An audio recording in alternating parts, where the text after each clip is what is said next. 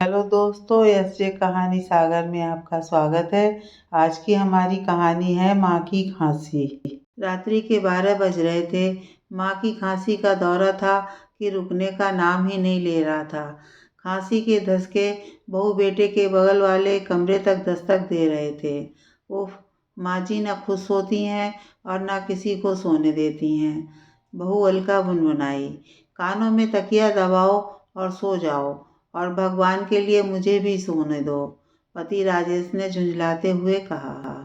तकिए और कान की जुगलबंदी तो अलबत्ता नहीं हुई, पर दिल में दबे गुबार की रागनी सप्तम स्वर में अवश्य बजने लगी। खांसी क्या, यदि बाहर ढोल भी बजे तो तुम्हारे खर्राटों में फर्क पड़ने से रहा, पर मुझसे आरी चलने जैसी ये खांसी बर्दाश्त नहीं होती। सुबह जल्दी मैं उठूं, बच्चों का नाश्ता मैं बनाऊं, तुम्हारा टिफिन मैं तैयार करूं, भागते दौड़ते बस पकड़कर ऑफिस में जाऊं, बॉस और ऑफिस की टेंशन मैं झेलूं, और ले दे के रात का सुकून तो वह तुम्हारी अम्मा जी की खौं खौं से नसीब नहीं होता। यह खांसी अब मेरे बर्दाश्त के बाहर है। तो तुम क्या चाहती हो, अम्मा के मुंह में तौलिया ठूंस दूं? पति राजेश ने दबी जबान में तल्खी से कहा। मैंने ऐसा तो नहीं कहा, किंतु इसका कोई रास्ता तो निकालना ही होगा। गुस्से का पारा थोड़ा ढलान पर था। डॉक्टर, हकीम, वैद्य सबको तो आजमा लिया, इस पर भी खांसी नहीं रुकती, तो मैं क्या करूं? बगल वाले कमरे से वार्ता की झंकार बाहर अम्मा के कमरे तक आ रही थी। अम्मा को भी पता था कि बहू बेटे के कमरे की वार्ता का केंद्र बिंदु वह ही है। वह अपराधी भाव से खांसी के धसकों को दबाने का भरपूर प्रयास करती हैं, किंतु वह भी क्या करें। खैर, खून, खांसी, खुशी क्या किसी के रोके रुक सकती है। अम्मा धीरे से उठती हैं, दवा के डिब्बे से मुलैठी ढूंढने के प्रयास में मेज पर रखा गिलास गिर जाता है। रात के सन्नाटे में गिलास गिरने की झनझनाहट बम के गोले सी गूंज उठती है। बगल के कमरे में अब तक फूट रहे तरतड़िया छोटे पटाखों के मध्य गिलास गिरने की झंझनाहट ने सुतली बम का सा धमाका कर दिया। निष्कर्ष, अलका तकिए सहित ड्राइंग रूम के सोफे पर सोई और पति राजेश अकेला पलंग पर खांसी को कोसता सोने के प्रयास में। इस घर के बम धमाकों के एपिसोड से अनजान सूर्य भगवान अपने नियत समय पर दस्तक दे देते हैं। उठापटक चिल्ल पोंग के मध्य दोनों बच्चे सूखी ब्रेड के टिफिन के साथ स्कूल धकिया दिए जाते हैं। अलका माथे पर पट्टी बांधे ऑफिस से छुट्टी पर है। ऑफिस कैंटीन से कुछ खा लेने के आदेश के साथ राजेश बिना टिफिन के विदा हो चुके हैं। अम्मा घर के टेलीविजन पर चल रहे एपिसोड में अपनी भूमिका से पूर्णतः अवगत दिखावे की माला जप रही हैं। घर के मौसम की हवाएं बता रही हैं कि आज कुछ न कुछ तो होना है, और हुआ भी। शाम की चाय पर गोल मेज सम्मेलन हुआ। सम्मेलन वार्ता में सर्वसम्मत जनाना वोट 100%, मर्दाना वोट 30% से निर्णय लिया गया कि अम्मा को ओल्ड एज होम वार्षिक शुल्क 1,50,000 रुपये में भर्ती करा दिया जाए। इस निर्णय में कुछ समस्याएं संभावित थीं, जैसे क्या अम्मा आसानी से ओल्ड एज होम जाने में राजी हो जाएंगी। दूसरी समस्या कि अम्मा के जाने पर घर पर उनकी अनुपस्थिति को कैसे आसपास मोहल्ले में न्यायोचित ठहराया जाएगा। इस पर निर्णय लिया कि समयानुकूल समस्या पर मंथन करा जाएगा। समस्या नंबर 1 को ही हल करना भारी पड़ रहा था। अम्मा ने ओल्ड एज होम में जाने से साफ इनकार कर दिया। उनका तर्क था कि मकान उनके पति ने बनवाया है, अतः मकान उनका है। यदि किसी को समस्या है तो वह जाए। वह क्यों जाए? बहू अलका ने जबान में अतिरिक्त मिठास घोलते हुए कहा। अम्मा जी, इस घर परिवार की मालकिन तो आप ही हैं।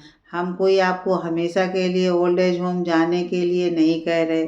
हमारी नौकरी की मजबूरी के कारण हमें 1 महीने को चुनाव ड्यूटी के लिए बाहर जाना पड़ रहा है। हमें आपकी फिक्र बनी रहेगी, इस कारण आपको अकेले यहाँ नहीं छोड़ सकते। सुविधा युक्त होम है, वहाँ आपको कोई तकलीफ नहीं होगी, और सिर्फ 1 महीने की ही तो बात है। इसके बाद हम आपको वापस ले आएंगे। बहू की मीठी चुपड़ी बातों से अम्मा पूर्णतः आश्वस्त तो नहीं हुई, किंतु बेटे की मनुआर और कस्मों से पिघल गईं। मन में सोचा चलो कि 1 महीने की तो बात है, किंतु अम्मा भूल गईं कि यह श्रवण कुमार वाला युग नहीं है। जहाँ श्रवण कुमार कंधों पर माँ बाप को ढोता रहा था, यहाँ तो माँ की खांसी ही श्रवण कुमार को भारी पड़ गई थी। और फिर पत्नी की इच्छा के आगे तो आधुनिक श्रवण कुमार वैसे ही एक टांग पर ताथैया कर रहे हैं। जो भी हो, अम्मा जाने को राजी हो गईं। सेवाश्रम धाम नाम के ओल्ड एज होम से डील कर ली गई। अम्मा के जाने की तैयारियां जोर शोर से आरंभ हो गईं। यहाँ जोर शोर कहना शायद अतिशयोक्ति होगी, क्योंकि एक गुड़िया का सामान ही क्या, एक अटैची, देसी अंग्रेजी दवाओं का डिब्बा, रामायण का गुटखा, गुड़ चूरन और खरबूजे के बीज के साथ में उन्हें छीलने की चिमटी। अम्मा चली गईं। अम्मा घर से क्या गईं, घर भाए भाए सा करने लगा। विचित्र बात तो यह है कि नींद का व्यवधान बनी खांसी का शोर नहीं था, किंतु फिर भी बेटा बहू रात भर करवटें बदलते रहे। नींद कोसों दूर थी।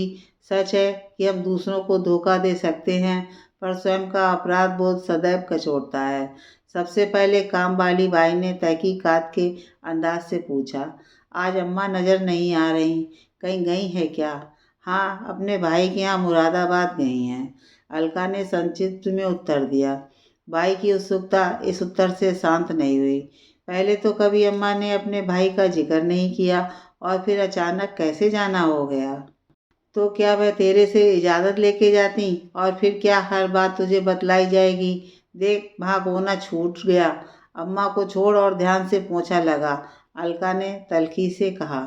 अम्मा के अचानक चले जाने से संबंधित घटना की यह पहली तहकीकात थी जो घर की बाई से आरंभ हुई थी। घर की बाई को किसी खबर के लगने का अर्थ 10 घरों तक खबर का पहुंचना होता है। अम्मा के यूं अचानक चुपचाप चले जाने की खबर के पांव लग गए थे। 1 महीना गुजर जाने पर भी अम्मा के नहीं लौटने पर मिलने जुलने वालों के मन में शंका होने लगी थी। बातों का बतंगड़ बनना स्वाभाविक था। खबर में ट्विस्ट तब आया जब उस दिन बाई ने अलका से कहा, बीवी जी पता है लोग अम्मा के बारे में क्या क्या कह रहे हैं। लोग कह रहे हैं कि बेटा बहू मकान कब्जाने के लिए माँ को हरिद्वार के घाट पर छोड़ आया है। सुनकर अलका सन्न रह गई। अब उसे एहसास हुआ कि उसे आते जाते देखकर लोग क्यों उसे हिकारत भरी नज़र से देखते और फुसफुसाने लगते हैं। शाम की चाय पर पति पत्नी में चर्चा हुई तो राकेश ने भी स्वीकारा कि मोहल्ले वाले उसे देखकर मुँह सा बिचकाते हुए कन्नी काट कर निकल जाते हैं। एक तो माँ को चुपचाप ओल्ड एज होम में डालने की आत्मग्लानि, ऊपर से मोहल्ले में होने वाले सामाजिक बहिष्कार ने दोनों का मानसिक तनाव बढ़ा दिया। न दिन का चैन न रातों की नींद। माँ की खांसी इतनी बड़ी समस्या नहीं थी जितना ये मानसिक तनाव। जब ये तनाव बर्दाश्त से बाहर हो गया तो अलका ने राजेश से कहा, भगवान के लिए जाइए और अम्मा को घर वापस ले आइए। हमने जो इतने रुपए ओल्ड एज में जमा किए हैं वो तो वापस मिलने से रहे। राजेश ने शंका प्रकट की। रुपयों को मारो गोली, बस तुम अम्मा को ले आओ।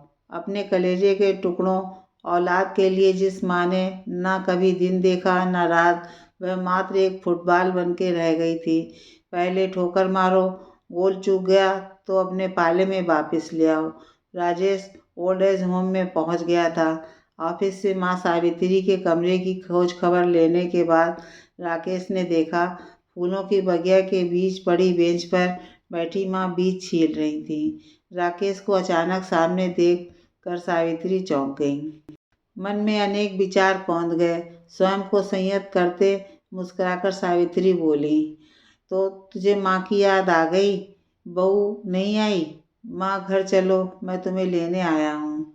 सावित्री गंभीर हो गई।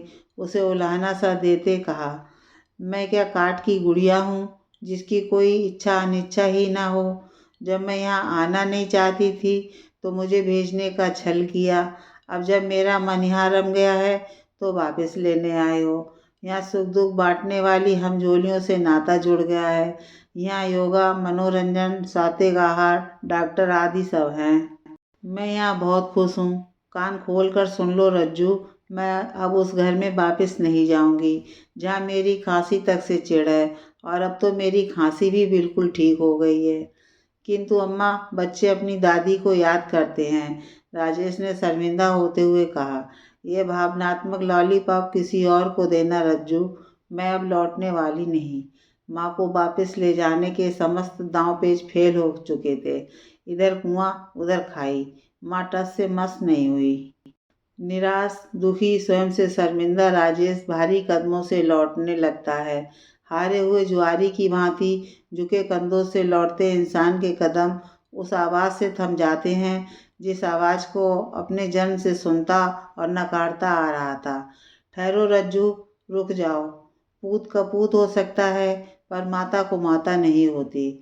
मेरा सामान उठवाओ, हम वापिस घर चल रहे हैं। एक नन्ही भूरी चिड़िया चीं-चीं करती सफ़ेद बादल की ओर उड़ जाती है। बाहर थ्री व्हीलर के इंजन की आवाज़ ओल्ड एज होम से दूर होती जाती है।